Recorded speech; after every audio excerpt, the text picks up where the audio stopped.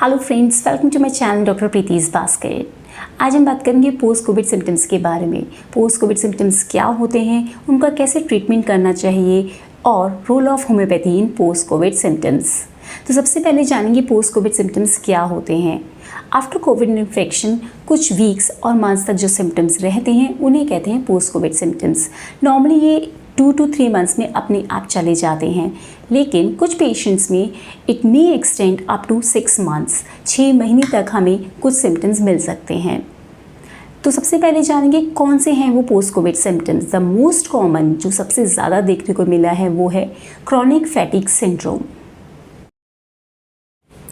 Chronic fatigue syndrome में जैसे commonly आपको मिलता है टायर्डनेस, बहुत ज़्यादा थकान रहती है, स्लीपीनेस, नींद बहुत ज़्यादा आती है, कुछ काम करने का मन नहीं करता, लेज़ीनेस रहती है, उठने का मन नहीं करता है, बॉडी एक रहता है, शरीर टूटा टूटा दुखन टाइप की फीलिंग होती है, जोड़ों में दर्द, जॉइंट पेन जिसे कहते हैं वो मिल सकता है, टाइटनेस इन चेस्ट हो सकती है, थोड़ा सा भी चलने पे सांस फूलता है।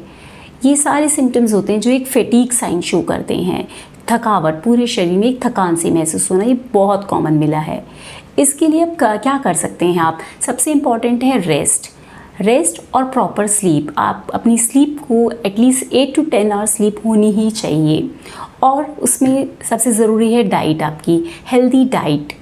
आई हैव ऑलरेडी डिस्कस्ड कि हेल्दी डाइट में आपको क्या क्या खाना चाहिए पोस्ट कोविड इन्फेक्शन में, आप उस वीडियो को रेफ़र कर सकते हैं। सेकेंड सिम्टम जो बहुत कॉमन देखने को मिला है वो है परसिस्टेंट कफ। कोविड इन्फेक्शन के बाद में कुछ टाइम तक खांसी रहती है। मोस्टली जो ड्राई कफ होता है, ये खांसी कुछ हफ्तों तक रह सकती है। नॉर्मली किसी भी वायरल इन्फेक्शन के बाद हम देखते हैं कि 2 to 3 वीक्स कफ रहना नॉर्मल बात है, लेकिन कोविड इन्फेक्शन में ये हमें 3 से 6 महीने तक भी देखने को मिलती है। तो इस ड्राई कफ के लिए मोस्टली आपको जितना हो सकता है होम रेमेडीज़ ट्राई करिए, जैसे हनी लीजिए, आप अदरक शहद जो बोलते हैं उसे ज़रूर लीजिए, और कफ सिरप्स को अवॉइड करिए जितना हो सकता है। लॉन्ग टर्म कफ सिरप नहीं लेंगे। दूसरा, लंग की कैपेसिटी इंप्रूव करने के लिए आपको ब्रीदिंग एक्सरसाइज करनी चाहिए, उससे भी आपका कफ बेटर होगा। धीरे धीरे आपकी लंग की कैपेसिटी इंप्रूव होगी। जो कोविड इन्फेक्शन से लंग डैमेज होती है वो ठीक हो सकती है, लेकिन इट टेक्स टाइम। ये 1 या 2 दिन में नहीं होता है। आपको कुछ महीनों तक कॉन्टिन्यूस योगा या ब्रीदिंग एक्सरसाइजेस करनी चाहिए। डीप ब्रीदिंग, गहरे सांस लेना और छोड़ना, ये ज़रूर करना है आपको। इट शुड बी रेगुलर, ये नहीं कि आज किया और 2 दिन तक नहीं करा, ठीक है। इसको आपको कॉन्टिन्यूस बेसिस पे करना है। देन थर्ड सिम्टम जो हमें बहुत कॉमन मिल रहा है वो है loss of taste and smell. Loss of taste and smell कोई बहुत मेजर सिम्टम नहीं है, लेकिन ये बहुत अनोइंग होता है। मतलब इसमें पेशेंट को लगता है कि खाने का टेस्ट नहीं आ रहा, कोई चीज़ की स्मेल नहीं आ रही, सुगंध नहीं महसूस हो रही। तो इसके लिए ये वैसे धीरे धीरे अपने आप चला जाता है। नॉर्मली ये 2 से 3 हफ्ते तक ही रहता है। कुछ पेशेंट्स में ये हमें 2 से 3 महीने तक भी मिला है। तो इसके लिए आप कुछ नहीं कर सकते, सिंपल एक ऑल्फैक्टरी ट्रेनिंग कर सकते हैं। जैसे कि जो स्ट्रॉन्ग स्मेलिंग सब्सटेंस होती है उनको आप इनहेल करें, उनको जैसे कि आपका लौंग हो गया, क्लोव जिसे बोलते हैं, या आपका यूकेलिप्टस ऑयल हो गया, या फिर कैम्फर्स, कपूर जिसे बोलते हैं, उनको धीरे धीरे आप स्मेल करेंगे तो जो आपकी ऑल्फैक्टरी नर्व है वो स्टिमुलेट होगी, और वो भी 1 या 2 दिन में नहीं होगी। आप उसको थोड़ा थोड़ा धीरे धीरे स्टिमुलेट करेंगे तो आपकी स्मेल और टेस्ट धीरे धीरे वापस आ जाएगा। देन फोर्थ सिम्टम जो हमें देखने को मिला है वो है post Covid fever. Post Covid fever में लो ग्रेड फीवर होगा, 100 से जो नीचे फीवर होता है। 99 टेम्परेचर बहुत कॉमन पेशेंट से मिला है, और वो आपका 2 से 3 महीने तक रह सकता है। कुछ पेशेंट्स ने कंप्लेंट किया कि हमारा RT-PCR तो नेगेटिव हो गया है, लेकिन 99 टेम्परेचर अभी भी आ रहा है। तो इसमें घबराना नहीं है। 99 टेम्परेचर अगर आ रहा है, या 99.5 भी आ रहा है, 99.6 भी आ रहा है, तो उसमें कोई टेंशन वाली बात नहीं है। पेशेंट इस टेम्परेचर को देख के एंजाइटी बढ़ा लेते हैं काफ़ी, तो वो चीज़ नहीं होनी चाहिए। अगर 100 से ऊपर है तो हम इन्वेस्टिगेशंस करेंगे कि भाई तब डाउट आएगा सेकेंडरी इन्फेक्शन तो नहीं हो गया। उस केस में हम ब्लड टेस्ट कराएंगे आपके। अदरवाइज़ आपको कुछ भी नहीं करना है। धीरे धीरे आपका बॉडी अपने आप थर्मो रेगुलेट करेगा और आपका टेम्परेचर नॉर्मल आ जाएगा। देन उसके बाद में जो हमें बहुत कॉमन सिम्टम मिला है वो है GI डिस्टर्बेंस। GI डिस्टर्बेंस मतलब गैस्ट्रिक प्रॉब्लम्स जो पेशेंट्स में मिली है, वो क्या क्या हो सकती हैं। गैस्ट्रिक प्रॉब्लम्स जो कॉमन मिलती हैं वो जैसे कि वॉमिटिंग हो सकती है, नौजिया हो सकता है, या आपको कॉन्स्टिपेशन हो सकता है, लॉस ऑफ एपेटाइट मतलब या एपेटाइट कम हो जाना, भूख कम लगना। इन सब सिम्टम्स को हमें ध्यान में रखना चाहिए कि जीआई प्रॉब्लम चल रही है। जीआई मतलब गैस्ट्रिक प्रॉब्लम्स। तो इसमें आपको क्या करना है, एक तो हाइड्रेट अच्छे से करना है, ज़्यादा से ज़्यादा पानी पीना है, प्रोबायोटिक्स लेने हैं जैसे कि आपका दही हो गया जिसे हम योगर्ट बोलते हैं, वो खाने में ज़रूर लेना है। हेल्दी डाइट लेनी है और इजीली डाइजेस्टेबल फूड जो आराम से पच जाता है, ज़्यादा हैवी फूड नहीं खाना है अगर आपको ये गैस्ट्रिक सिम्टम्स आ रहे हैं तो। और प्रोबायोटिक्स ज़रूर लेने हैं। देन उसके बाद जो हमें बहुत कॉमन मिला है हेडेक और डिजीनेस भी। हेडेक और डिजीनेस पेशेंट कंप्लेंट करते हैं, ये भी कुछ मतलब 2 से 3 महीने तक रह सकता है।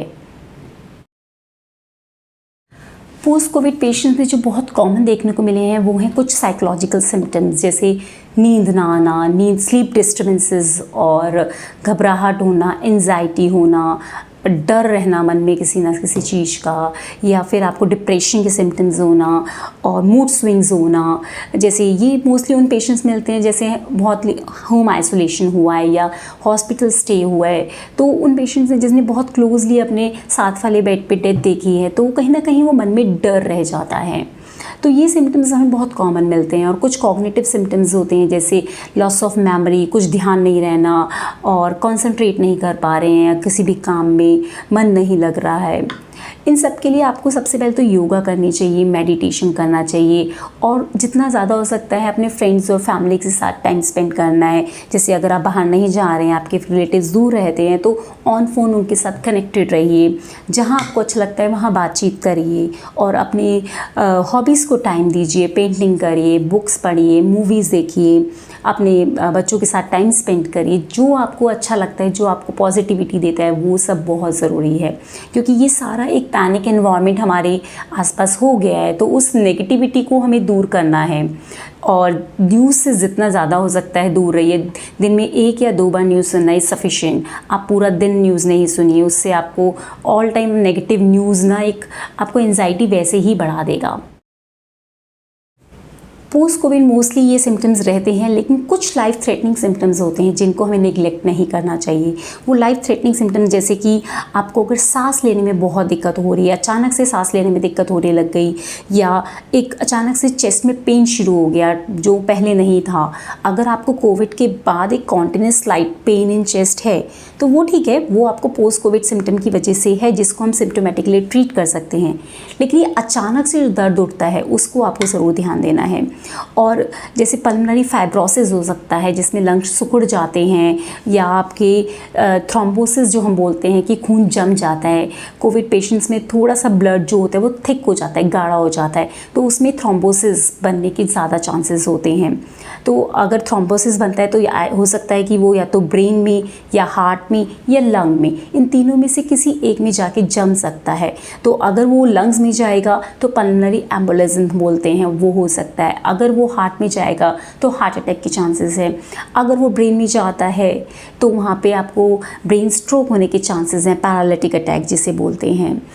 तो ये सारे सिम्टम्स जो होते हैं जो हमें बहुत ही लाइफ थ्रेटनिंग है, इनको हमें नेग्लेक्ट नहीं करना। अगर ऐसा कोई भी साइन होता है इमीडिएटली कॉन्टैक्ट योर डॉक्टर।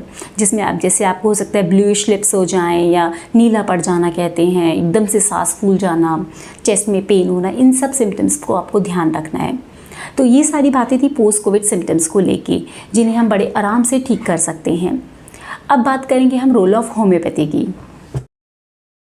जितने भी हमने बात करें मोस्ट ऑफ सिम्टम्स में होम्योपैथी बहुत ही अच्छा काम करती है। जैसे कि आपको जो वीकनेस है, टायर्डनेस है, थकान जो रहती है, और आपको हेडेक है, चक्कर आते हैं, या फिर आपको परसिस्टेंट कफ चल रहा है, वो जो ड्राई कफ रहता है, और ये सारे जितने भी सिम्टम्स है, लॉस ऑफ एपेटाइट है, आपका लॉस ऑफ स्मेल है, टेस्ट है, जीआई डिस्टर्बेंसेस जो मैं बता रहे थे आपको, जैसे वॉमिटिंग, नोज़िया, या आपको जो भी साइकोलॉजिकल इश्यूज़ हैं उनमें भी एंजाइटी होना, स्ट्रेस कोई ना कोई आपको अगर लिंगर ऑन हो रहा है, तो ये सभी सिम्टम्स में होम्योपैथी का बहुत अच्छा रोल है और बहुत अच्छे से प्रूव हुई है। लेकिन आपको कभी भी किसी के कहने से दवाई नहीं लेनी है कि हाँ जी इसके लिए ये दवाई खा लीजिए। बी इट होम्योपैथी, एलोपैथी और Ayurvedic, always consult a qualified physician. तो क्वालिफाइड होम्योपैथिक फिजिशियन से अगर आप मिलेंगे तो ये सारे सिम्टम्स बहुत ही अच्छे तरीके से ट्रीट हो पाएंगे। अपने आप से कोई भी दवा नहीं लेनी, any medication, do not take any medicine without consulting your doctor. तो अगर आपको ये वीडियो अच्छा लगा तो please subscribe my channel and like the video and share this video to others. Thank you for watching the video.